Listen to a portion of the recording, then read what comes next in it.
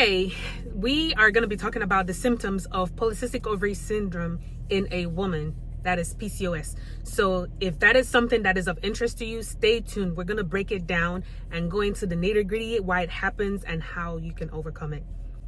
My name is Dr. Ndidi, and I am a certified functional medicine and nutrition practitioner, and I help women who are dealing with weight issues, hormonal issues, that has to do with PCOS, reversing naturally without needing medications or fat diets. So let's get into it. We've been talking about PCOS, and now we're going to be describing what the symptoms look like for women, okay?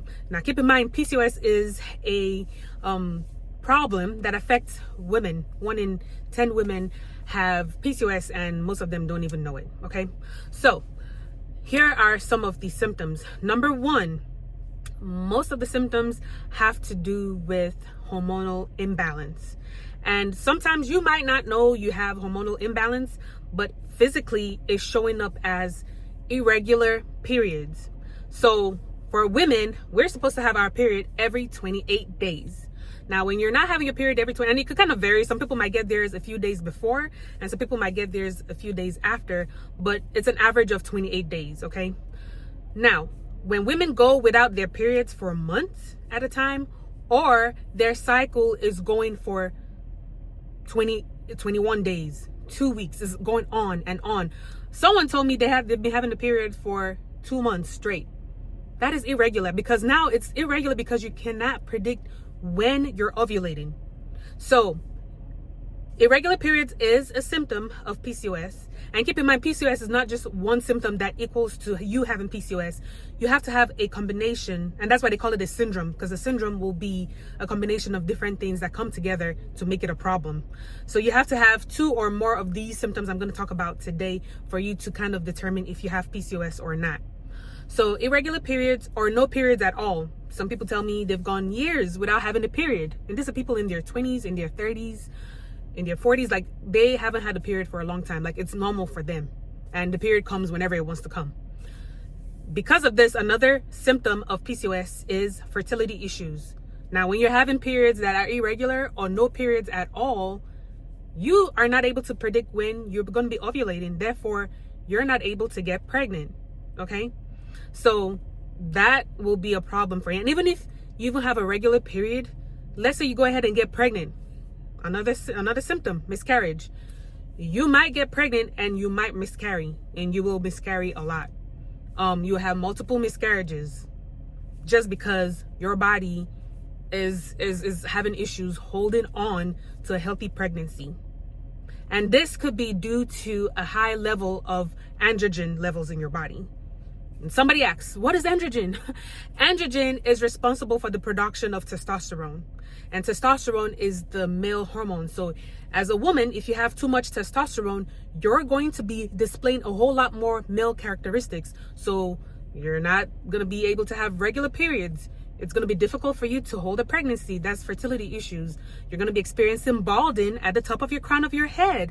So now you're having thin hair, right? You're going to be experiencing a lot of cystic acne, okay? Not just regular pimples or acne, like big juicy acne, like I used to have them, very huge cystic acne, because your hormone levels are displaced. You could also do blood tests to see if you are insulin resistant. That is another symptom of PCOS, where you're having insulin resistance, or your insulin is not as sensitive. Why is it important for insulin to work, especially when it comes to PCOS? Insulin and your androgen go hand in hand. They go together. When insulin levels are high in your blood, your testosterone levels will also be high. Therefore, you're gonna have all those symptoms I already mentioned, as well as weight issues. You're not gonna be able to lose weight, because when your insulin levels are high, your testosterone levels are high, guess what else is high? You are gonna have high cholesterol in your blood. Your blood sugar will be high because insulin is not going to where it's supposed to. So insulin is like the Uber driver in our blood. Okay, just think of it like that. So what happens is, whenever you eat something, insulin is the Uber. Insulin gets the passengers, that is your proteins, your carbs, your fats, and it takes them to the cells that need them, the cells, the tissues, the organs. When your insulin is not working, what happens? all the passengers are stuck in your bloodstream. They're not going anywhere. So instead of carbohydrates to be going to our, muscles to give us energy, it's just stuck there as sugar. It turns into sugar in our blood. Now they say you have high blood. You got it, high blood sugar. Instead of lipids going to where they need to go, the fats to keep us nice and warm and produce heat when we need it, and breakdown of energy and stuff like that. What happens? High blood fat, high cholesterol, bad cholesterol, your triglyceride level is high. Your LDL, the bad cholesterol, is high. The good cholesterol is nowhere to be found, right? So those are the things we have to kind of keep in mind. That is why it's important for us to really look into getting blood tests to check our A1C and see what has been happening in our bloodstream for the last 90 days. Okay, not just checking your blood sugar level every day, which is good, but A1C really gives us a great picture of everything that has been going on.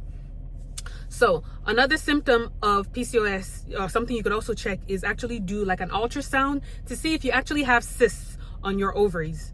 Now keep in mind, just because you have cysts doesn't automatically mean you have PCOS, because keep in mind I said you have to have 2 or more of these symptoms happening together. So if you only have cysts and none of these other things I mentioned, then it's probably not PCOS, it's something else you're dealing with.